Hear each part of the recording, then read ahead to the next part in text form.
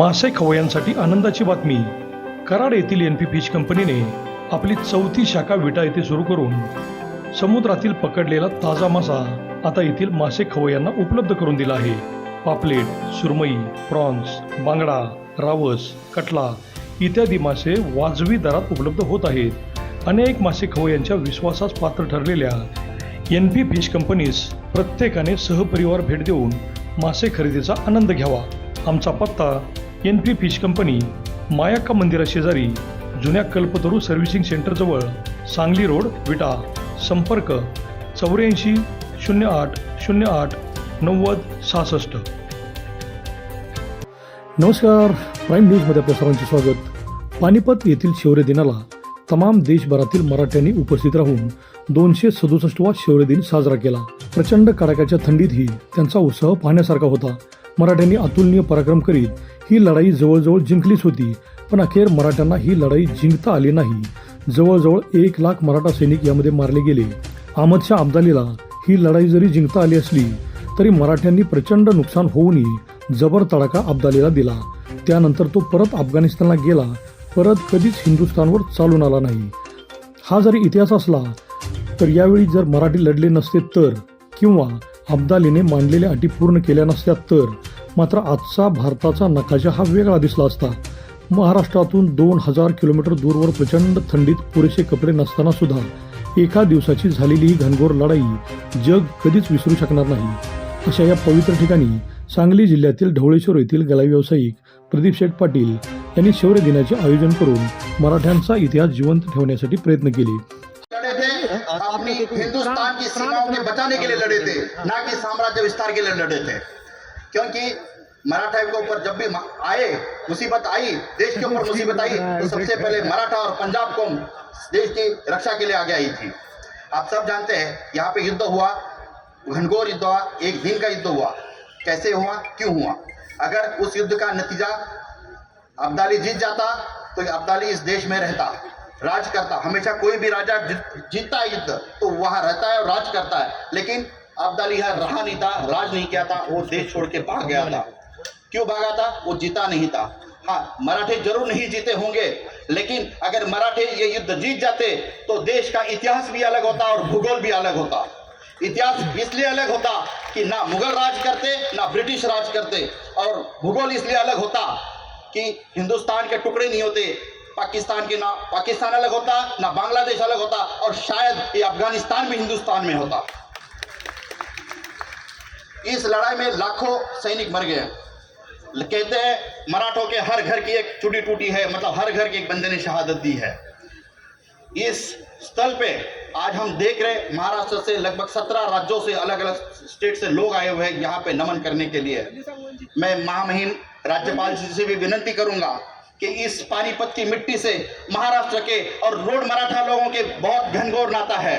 यहाँ पे हम जब नमन करने आते हैं तो हमारे आंखों में आंसू आ जाते हैं. क्यों आते हैं? क्योंकि हमारे लाखों लोगों ने इस जगह के लिए बलिदान दिया है. लेकिन आज हम यहाँ की स्थिति देखते हैं, थोड़ा हमें से बुरा लगता है. जिस तरह के स्मारक है ये आर्कियोलॉजी डिपार्टमेंट के अंदर है, जो केंद्र सरकार के अंदर है.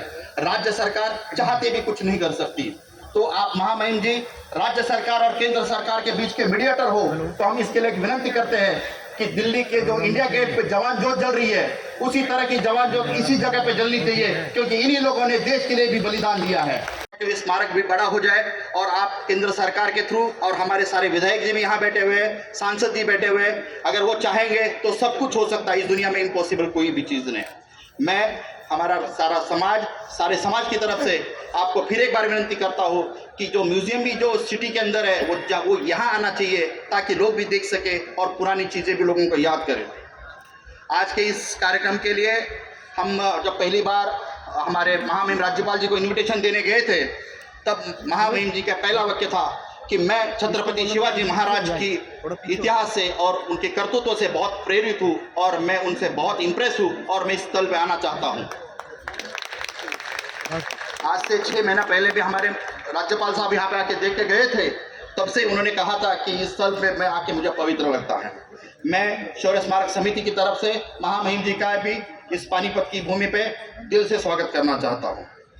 इसके अलावा हमारे महाराष्ट्र के मुख्यमंत्री जी आज आए नहीं है, उनको स्विट्जरलैंड जाना था, उन्होंने ऑडियो क्लिप से मैसेज संदेश दिया है। उनके प्रतिनिधि के तौर पे हमारे महाराष्ट्र के शिक्षा मंत्री और बाळासाहेबांची शिवसेना गुट के मंत्री आदरणीय दीपक केसरकर जी, ये भी यहाँ पे आए हैं। इनका भी शौर्य स्मारक समिति की तरफ से मैं स्वागत करना चाहता हूँ।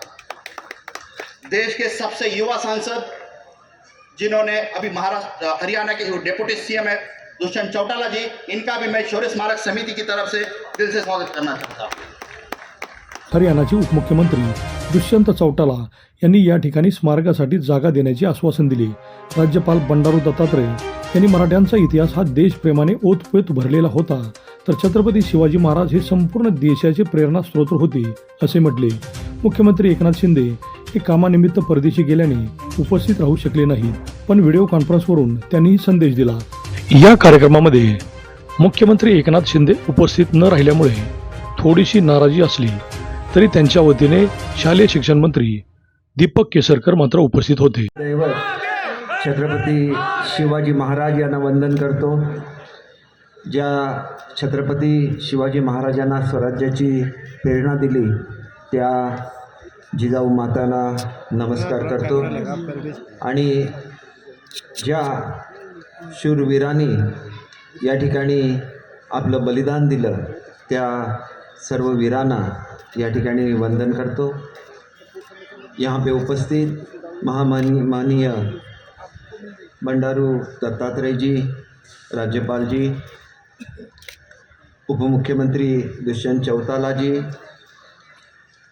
यहाँ के विधायक, जो बहुत सारे लोग जो महाराष्ट्र से यहाँ आए हुए हैं, वो नमन करने के लिए आए ही है, लेकिन उनकी भी मांग है कि ये स्मारक जल्दी से जल्दी बन जाए. और मैं राज्यपाल महोदय का बहुत आभारी हूँ कि उन्होंने एक मैसेज भी मेरे पास दिया है कि वो जल्द ही मुंबई आने वाले हैं और महामहिम राज्यपाल महोदय जब मुंबई आएंगे तो इस स्मारक के बारे में भी वो चर्चा करेंगे और हरियाणा और महाराष्ट्र का ये जो रिश्ता है, ये जो पावन रिश्ता है, उसको आगे कैसे लेके जाए इसके बारे में भी वो सोचेंगे.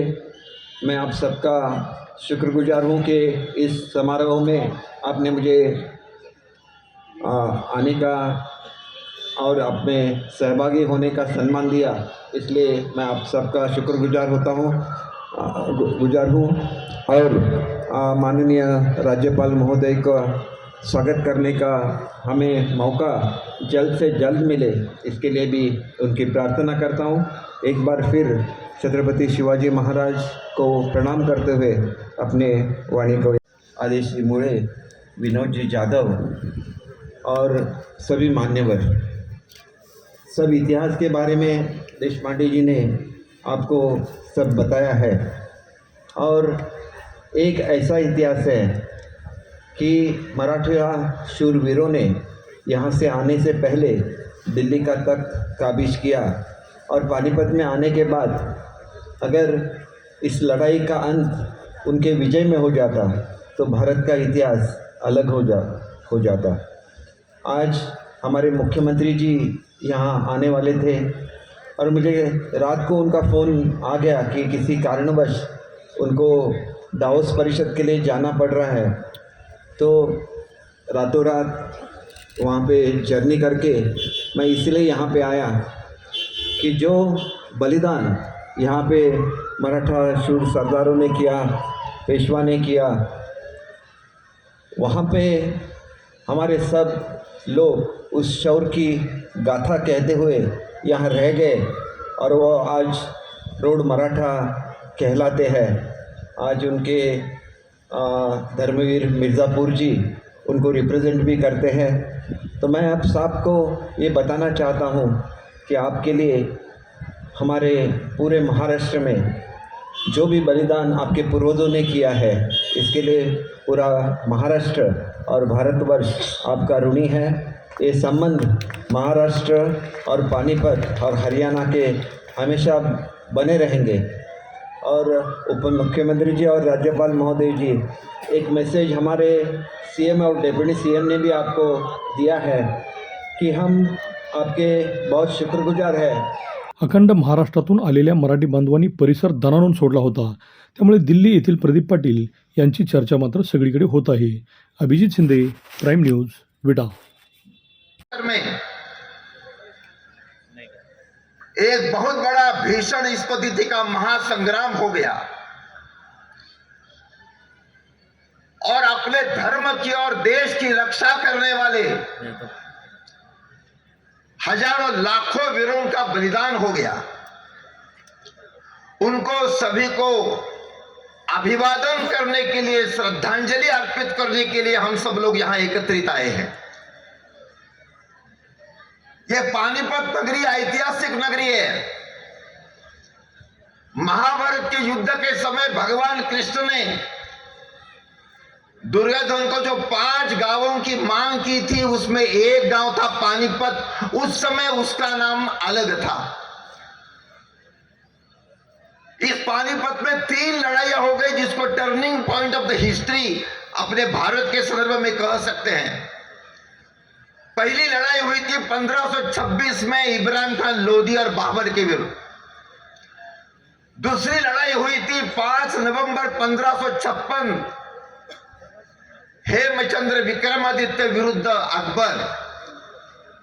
और तीसरी लड़ाई हुई थी 14 जनवरी 1761 अहमद शाह अब्दाली विरोध में मराठा. शेतकरी बांधवांसाठी आनंदाची बातमी. नेचर केअर फर्टिलायझरची उत्पादने ठरतायत शेणखत व गावखताला उत्तम पर्याय. यांच्या वापराने जमिनीचा पोत तर सुधारतोच, पण उत्पादनही वाढते. महाराष्ट्राबरोबर अनेक राज्यात प्रचंड मागणी असणारे नेचर केअर फर्टिलायझरचे नैसर्गिक पेंडीयुक्त खत वापरा आणि उत्पादनातील प्रचंड बदल अनुभवा.